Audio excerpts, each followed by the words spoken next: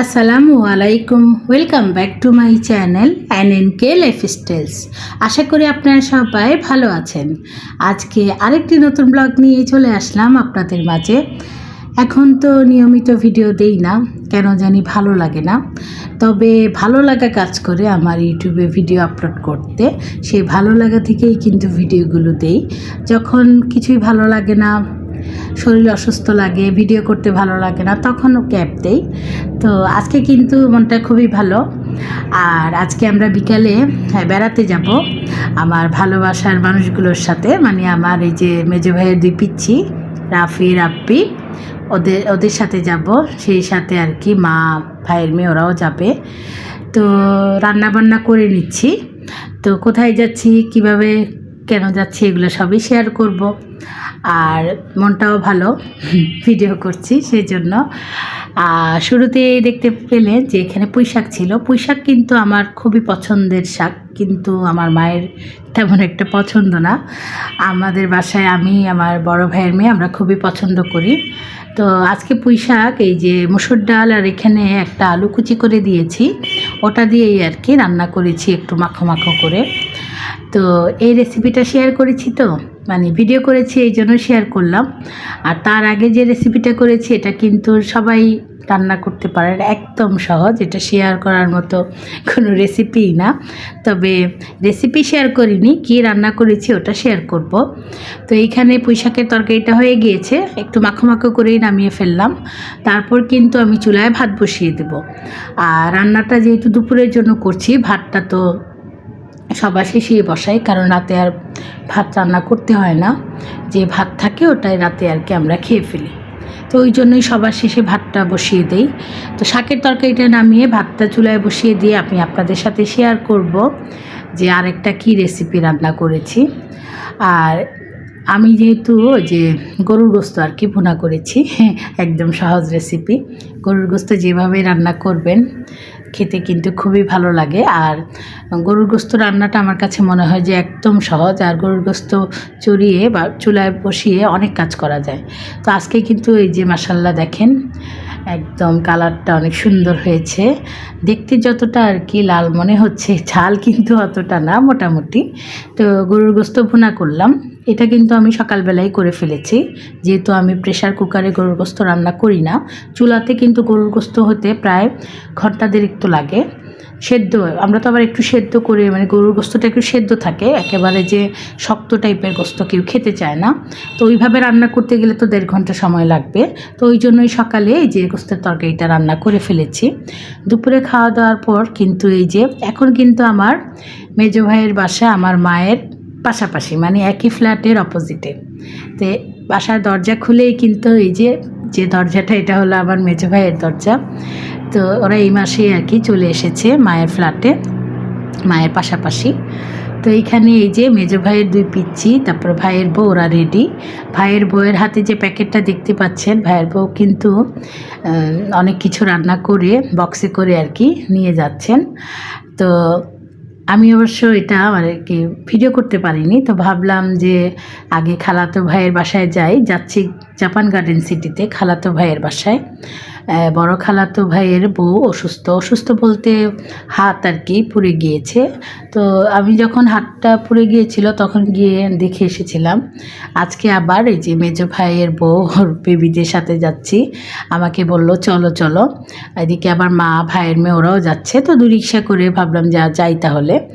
আর ভাইয়ের বউ আর কি কিছু নাস্তা তৈরি করে নিল ওদের জন্য। আর সেই সাথে আরেকজন আছেন ভাইয়ের শাশুড়ি, ওনার চোখ মানে অপারেশন করা হয়েছে, ওনাকেও দেখতে যাব আর কি, ভাইয়ের শাশুড়িকে, খালাতো ভাইয়ের। তো টোটাল মানে মোটামুটি আর কি রোগী দেখার জন্যই যাচ্ছি আমরা। তো যাই হোক, অনেক দিন পরে বাইরের ভিডিও করছি। আর মজার বিষয় হলো, আমরা যে রিক্সাতে উঠেছি, এখনকার রিক্সা তো অটো রিক্সা।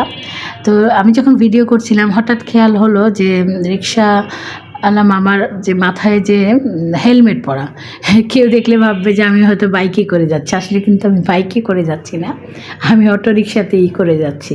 তা আমার কাছে খুবই ভালো লাগলো ওনার মানে হেলমেট পরে রিক্সা চালানোটা দেখে আর কি। তো চলে আসলাম জাপান গার্ডেন সিটির ভিতরে। তো আজকে বললাম না যে মনটা খুবই ভালো, এই জন্য ভিডিও করছি। ভাবলাম যে ভিডিওগুলো দিয়ে একটা ব্লগ তৈরি করে আপলোড করব।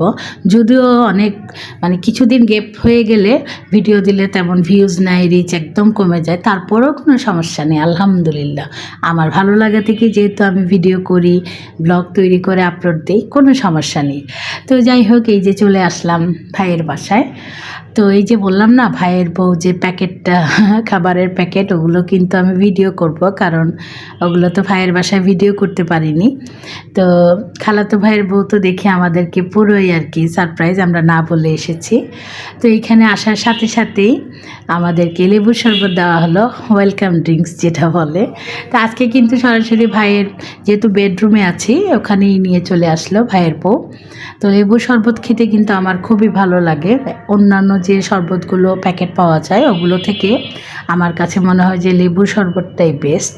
আর আমরাও এই যে গরমে প্রতিদিনই এখন লেবুর শরবত খাই, আমার কাছে খুবই ভালো লাগে। তো আমাদের থেকে পিচ্চিরা বেশি মজা করে খাচ্ছিল। তো সবার হাতে হাতে ভাইয়ের বউ শরবতের গ্লাস তুলে দিল, আর আমিও সেই সুযোগে আমার মোবাইলটা বের করে একটু ভিডিও করে নিলাম। তো যাই হোক, শরবত টরবত খাওয়া শেষ, তারপরে তো চলছে গল্প গুজব। তো ভাইয়ের বউ বলতেছিল যে এইগুলো কি, তো আমি আবার বললাম এই যে মেজো ভাইয়ের বউ এগুলো সব রান্না করে নিয়ে এসেছে তোমাদের জন্য। তা আমি আবার বললাম যখন প্যাকেটগুলো আর কি বের করা হবে আমাকে একটু ডাকার জন্য, কারণ আমি ভিডিও করব। তা আমার ফ্যামিলি সবাই তো আমাকে খুবই হেল্প করে। যখন বক্সগুলো বের করা হচ্ছিল, ভাইয়ের বউ ডেকে বললো, আপু আসেন, ভিডিও করবেন না? আমিও আমার মোবাইল নিয়ে চলে আসলাম। তো এখানে ছিল এই যে এই পিঠাটা দেখে যারা সিলেটের, আমরা তো সিলেট আমাদের হোম ডিস্ট্রিক্ট, সিলেটের মানুষরা দেখেই বুঝে যাবেন এটা হলো নুন্না হান্দেশ, কিংবা নুনের বড়া, কিংবা নুনের পিঠা, কিংবা ঝাল পিঠা, যেটাই বলেন না কেন সেই পিঠা। সেই সাথে ছিল পোলাও চাল দিয়ে রান্না করা পায়েস, আর ছিল গরুর গোস্ত ভুনা। তো মাশাল্লাহ মাশাল্লাহ, দেখেন খাবারগুলো দেখতে যেমন সুন্দর লাগছে, খেতেও কিন্তু খুবই টেস্টি হয়েছিল। তো এদিকে যেহেতু নাস্তা রয়েছে, আমি ভাইয়ের বউকে বললাম যে তেমন কিছু করার দরকার নেই, শুধু চা তৈরি করো, আর এগুলো দিয়ে আমরা নাস্তা করে নিব সন্ধ্যার। তো কে শুনে কার কথা, ভাইয়ের বউ চলে গেল রান্নাঘরে, বললো তাই কি হয়। তো ফ্রোজেন করা সমোসা ছিল, ওগুলো ভাজার জন্য দেখলাম চলে গেল রান্নাঘরে। তা আমিও কিছুক্ষণ গল্প করার পরে চলে আসলাম ড্রয়িং রুমে। আর এই যে দেখেন আমার বাবা সোনা দুইটা, রাব্বি রাফি, ওরা তো সুযোগ পেলে ওরাও কিন্তু আজকাল বেড়াতে গেলে ওদের মায়ের মোবাইল নিয়ে পড়ে থাকে। এই যে ছোটটা কি যেন মোবাইলে দেখছে, বড়টাও চলে আসলো। তো ওদের সাথে একটু কথা বলছিলাম আর ভিডিও করছিলাম। তার ফাঁকে দেখলাম এই যে সন্ধ্যার পরে টেবিলে নাস্তা আর কি সাজানো শুরু হয়ে গেল। তো ভাবলাম এই মুহূর্তটা মিস করা যাবে না, তাহলে চলে যাই ভিডিও করার জন্য। তো এই যে নাস্তার ভিডিওগুলো করে নিলাম। এখানে আম ছিল, মালটা আর কি, আম মালটা এই ফলগুলো কেটে রাখলো, সেই সাথে সমোসা ভাজলো, সাথে চিপসও ছিল, এগুলোও ভাজলো, কারণ বাচ্চারা আবার এগুলো বেশি পছন্দ করে। কিন্তু মজার বিষয় হলো বাচ্চারা এগুলো কিছুই খাবে না, ওরা খাবে সসেস। তো শুনে আবার ভাইয়ের বউ বললো আছে ফ্রিজে, আমি ভেজে দিচ্ছি। তারপরে আবার চলে গেল বাচ্চাদের জন্য সসেস ভাজার জন্য। তো আমরা যেহেতু গরম গরম সব কিছু রেডি, তা আমরা আর বসে থাকবো, আমরা সবাই মিলে বসে পড়লাম নাস্তা খাওয়ার জন্য। তা আসলে কি বলবো, খুবই ভালো লাগলো। অনেক দিন পর বলতে ভাইয়ের বাসায় এর আগে একদিন এসেছি, কিন্তু ওইভাবে আর কি বাসা থেকে তেমন একটা বের হওয়া, বেড়ানো এগুলো হয়নি। তো আমার এই যে মেজো ভাইয়ের বউ আজকে আসবে প্ল্যান করলো, সবাইকে নিয়ে নাস্তা তৈরি করে নিয়ে সবাইকে নিয়ে আসলো, খুবই ভালো লাগলো। আবার এদিকে খালাতো ভাইয়ের বউ নাস্তা রেডি করে তারপরে আর কি টেবিলে সবাই মিলে আমরা একসাথে সন্ধ্যার নাস্তা খাচ্ছি। আসলে এগুলোই তো হলো আর কি ভালো লাগার মুহূর্তগুলো। তো এগুলোই ভিডিও করে রাখি আর আপনাদের সাথে শেয়ার করি। আনন্দর দিনগুলোই ভালো লাগে শেয়ার করতে, আর কষ্টের দিনগুলো এগুলো থাক আমার জন্য, একাই থাক, ওগুলো আমি কখনোই শেয়ার করব না। তো যাই হোক, সবশেষে চা চলে আসলো। আর এই যে দেখেন মাশাআল্লাহ কাপগুলো, চায়ের কাপগুলো দেখে কিন্তু আমার খুবই সুন্দর লাগছিল। তো চা খেতে খেতে, আর এই যে আমার বাবা সোনা দুটো এখন কিন্তু নাস্তা করছে, সসেস খাচ্ছে। তো সন্ধ্যার চা খেতে খেতে আমি আপনাদের কাছ থেকে বিদায় নিয়ে নিব। তো যদি ভিডিওটি ভালো লেগে থাকে তাহলে অবশ্যই লাইক এবং কমেন্টস করবেন। আজ তাহলে এই পর্যন্তই, দেখা হবে ইনশাল্লাহ পরের কোনো ভিডিওতে। আপনারা সবাই ভালো থাকবেন। আল্লাহ হাফেজ।